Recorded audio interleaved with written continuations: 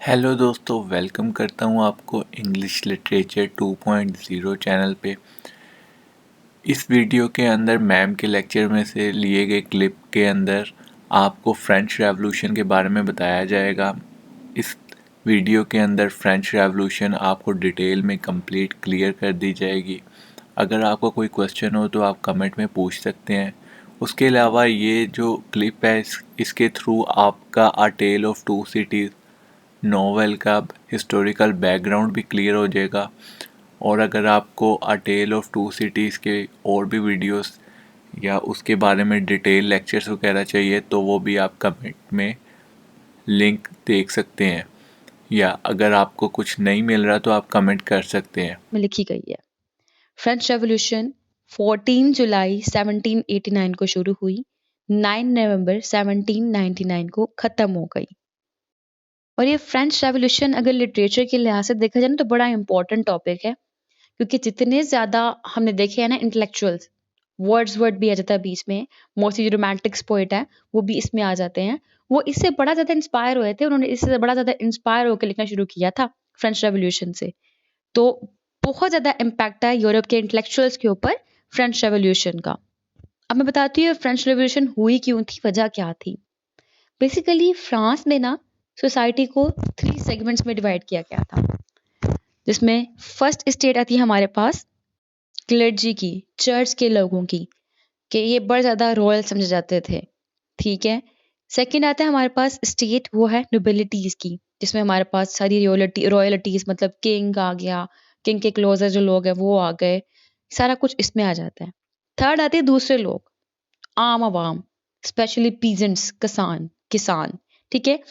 इन 3 segments में जो France था उसकी सोसाइटी को डिवाइड किया गया था। ये जो हमारे पास थर्ड स्टेट आती है, इसमें 90% जो थे वो फार्मर्स थे, मींस किसान थे। अब होता क्या था कि जो टैक्स देना होता था, ना तो वो क्लर्जी देते थे, चर्च का कोई पर्सन नहीं देता था, ना वो कोई नोबिलिटीज में से देता था। जो भी टैक्स पे करना होता था वो सिर्फ और सिर्फ पीजेंट्स को, या जो अदर का थर्ड स्टेट है, थर्ड सेगमेंट है हमारा, उनको पे करना पड़ता था। और ये तो ऑलरेडी लोअर क्लास से बिलोंग कर रहे हैं, क्लर्जी भी अपर क्लास में आ रहे हैं, नोबिलिटीज भी अपर क्लास में आ रहे हैं, उनके पास तो ऑलरेडी बहुत पैसा है। पीजेंट्स जो कि वर्कर हैं, उनके पास पहले ही बहुत कम पैसा है, और वो पहले ही बहुत ज़्यादा मेहनत कर रहे हैं, मेहनत करके अर्न कर रहे हैं, और अर्न करके टैक्स भी उनको ही पे करना पड़ रहा था। और टैक्स पे करने के लिए भी उनको ज़्यादा मेहनत करनी पड़ती थी, क्योंकि काम करने वाले सिर्फ यही थे। और वहाँ पे जो नोबिलिटीज थी, जो किंग्स थे, वो तो अपनी मर्जी के ही मालिक थे, अवाम का कोई ख्याल ही नहीं था, आम आवाम का। जब दिल किया टैक्स बढ़ा दिया, जब दिल किया महंगाई कर दी। और इसके अलावा उनको जंगें लड़ने का बड़ा शौक था, कि जंगें ही लड़ी जाएं, जंगें ही लड़ी जाएं। और जितनी ज़्यादा जंगें लड़ते थे उतने ज़्यादा पैसे लगते थे, जिससे इनकी इकोनॉमी थी उस पर बड़ा असर हुआ।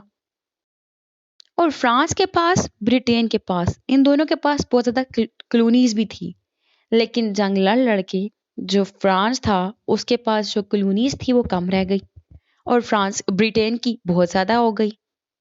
ब्रिटेन की नेवी भी स्ट्रांग थी। अब जब ब्रिटेन की नेवी भी स्ट्रांग थी, फ्रांस की कॉलोनीज भी कम रह गई, इस दौरान पे ब्रिटेन और अमेरिका का पंगा शुरू हो गया। अब इनकी लड़ाई होनी थी, तो फ्रांस ने कहा कि क्यों ना हम अमेरिका को सपोर्ट करें, अगेन एक और जंग, अमेरिका को सपोर्ट करके हम लोग ब्रिटिश के खिलाफ लड़ते हैं।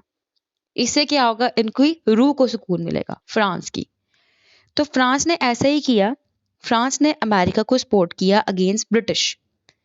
फिर एक और फाइट हुई। अब उस फाइट से क्या हुआ, फ्रांस को तो माली तौर पे कोई फायदा नहीं हुआ। बेशक अमेरिका जीत गया ब्रिटिश के अगेंस्ट, लेकिन फ्रांस को फाइनेंशियली तौर पे एक और सदमा फेस करना पड़ा। तो इस वॉर की बेस पे क्या हमारे सामने आया, लॉस ऑफ मनी, पैसे की कमी हो गई। पैसे की कमी हुई, क्या हुआ, टैक्स इंक्रीज हुआ। टैक्स इंक्रीज हुआ, किसके ऊपर बर्डन आया, अगेन कॉमन मैन पे, स्पेशली पीजेंट्स के ऊपर। और इस टाइम पे जो किंग था फ्रांस का वो था लुइस 16, जो कि बर्बन फैमिली से बिलोंग करता था। और ये 1774 में फ्रांस का किंग बना था। तो अभी मैंने आपको दो फैक्टर बता दिए, एक टैक्स का भरना, दूसरा वॉर की वजह से पैसों का कम होना, उस वजह से भी टैक्स का भरना। अब तीसरी वजह क्या है? जाहिर सी बात है, जब भी किसी कंट्री में रहते हो आप, किसी भी सिटी में रहते हो आप, तो उसकी पॉपुलेशन एक जितनी थोड़ी रहती है। तो क्या हुआ, with the passage of time इनकी पॉपुलेशन भी इंक्रीज हुई। जब पॉपुलेशन इंक्रीज हुई तो प्रोडक्शन के सोर्सेज इतने नहीं थे, तो इतना खाना ये प्रोड्यूस ना कर सके।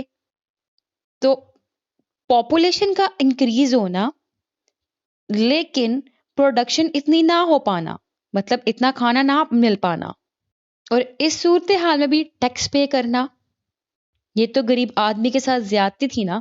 तो क्या हुआ, जो गरीब लोग थे उनकी तादाद ज्यादा थी लेकिन पैसा कम था और टैक्स भी यही देते थे। लेकिन जो अमीर लोग थे, ज्यादा पैसे वाले थे लेकिन वो टैक्स देते ही नहीं थे। किंग्स हो गई, नोबिलिटीज हो गई, चर्च, क्लर्जीमैन सारे आ जाते उसके अंदर। अब हुआ क्या, फ्रांस के ऊपर कर्जा भी है, टैक्स भी दे रहे हैं, आबादी भी बढ़ रही है, खाने को कुछ नहीं है। जो स्टेट वन और स्टेट टू से बिलोंग करते हैं, मीन्स चर्च और किंग्स जो हैं, नोबिलिटीज जो हैं, क्लर्जी हैं, वो अपनी लाइफ को एंजॉय कर रहे हैं। हर जगह इनजस्टिस है, इनइक्वालिटी है। इस इनइक्वालिटी और इस इनजस्टिस की बेस पे लोगों को गुस्सा आना शुरू हो गया। लोग बहुत ज्यादा एंग्री फील कर रहे थे टुवर्ड्स गवर्नमेंट। और इसी दौरान दो ग्रेटेस्ट फिलोसफर, एक है जॉन लॉक और दूसरा है रूसो, ये दो ग्रेटेस्ट फिलोसफर आए। जॉन लॉक ने बुक लिखी टू ट्रीटीज ऑफ गवर्नमेंट, जिसमें उसने कहा मोनार्की बकवास है, उसके बारे में सारा कुछ लिखा मोनार्की के बारे में। और लोगों को जो अग्रेशन था वो और ज़्यादा बढ़ा, मतलब गवर्नमेंट के अगेंस्ट लोगों में और जज्बा आया रेवोल्यूशन का। फिर रूसो ने बुक लिखी द सोशल कॉन्ट्रैक्ट। ये दो बुक्स, इन दो राइटर्स की लोगों के अंदर बहुत ज़्यादा जज्बा पैदा किया उन्होंने कि हमें तब्दीली चाहिए, हमें हमारे राइट चाहिए। दोनों फिलोसफर बहुत इंपॉर्टेंट रहे हैं उस एज में। फ्रेंच रेवोल्यूशन में इनका मेजर कंट्रीब्यूशन रहा है।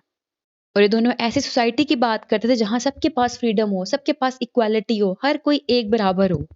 और लोगों ने इस आइडिया को बड़ा अप्रिशिएट किया, क्योंकि एक तरफ लोग जो है वो टैक्स की वजह से, पॉपुलेशन की इंक्रीज होने की वजह से, खाने को कुछ ना होने की वजह से, किंग्स की वजह से और चर्च की वजह से बहुत ज्यादा परेशान हुए हुए थे, उनको बड़ा गुस्सा आ रहा था उनके ऊपर। उसी दौरान इन दो फिलोसफर ने अपने वर्क्स प्रोड्यूस किए। उस वर्क्स ने इनको फर्दर मोटिवेट किया कि हाँ, अब रिबेलियन होने का टाइम आ गया है, अब रिवॉल्ट करने का टाइम आ गया है।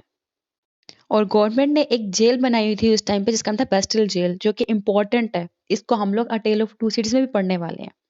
जहां पे जो गवर्नमेंट के अगेंस्ट जाता था उसको पकड़ के रखा जाता था, उसको टॉर्चर किया जाता था।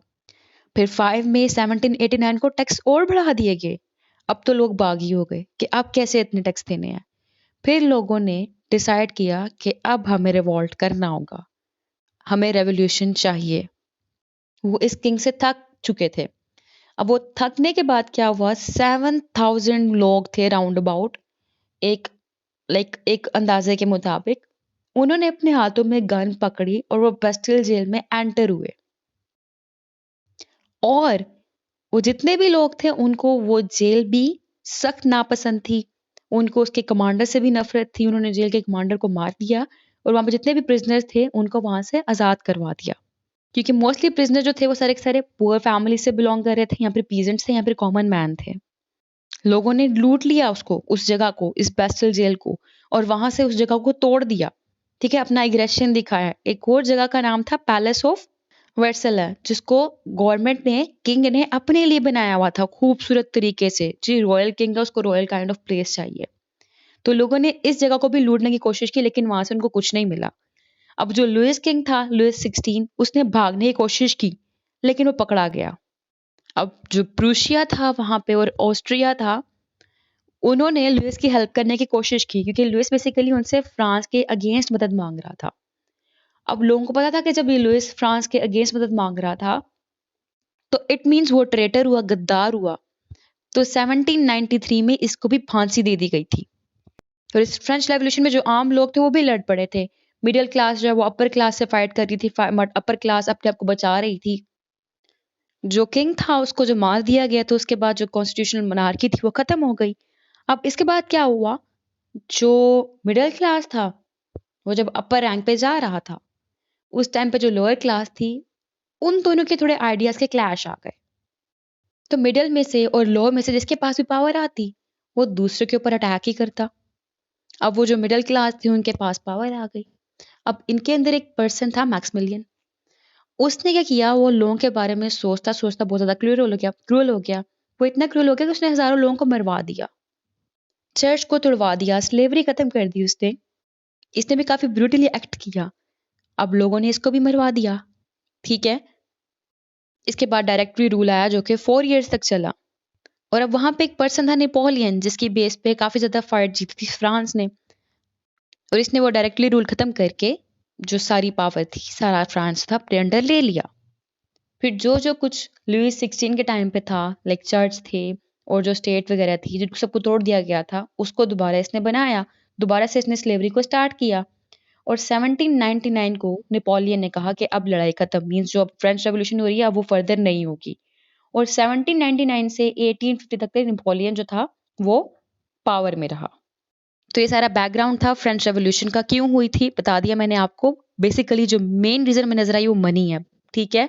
क्योंकि पैसा नहीं था, तो पैसा नहीं था, फिर टैक्स लगते थे, जंग हुई, पैसे की कमी हुई। फिर उसके बाद खुराक नहीं थी, लोगों की आबादी बढ़ गई। खुराक क्यों नहीं थी? पैसा नहीं था, सोर्सेज नहीं थे। तो मेन रीजन उसमें मनी हुआ। और लोगों ने क्या किया था इन रिएक्शन? लोगों ने 2 फिलोसफर्स को पढ़ा।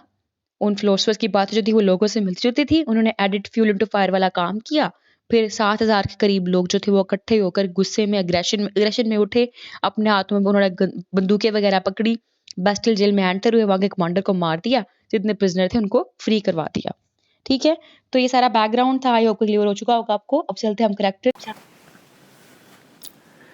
उम्मीद करते हैं कि आपको ये लेक्चर कम्प्लीटली समझ आ गया होगा और आपने ये वीडियो भी इंजॉय की होगी।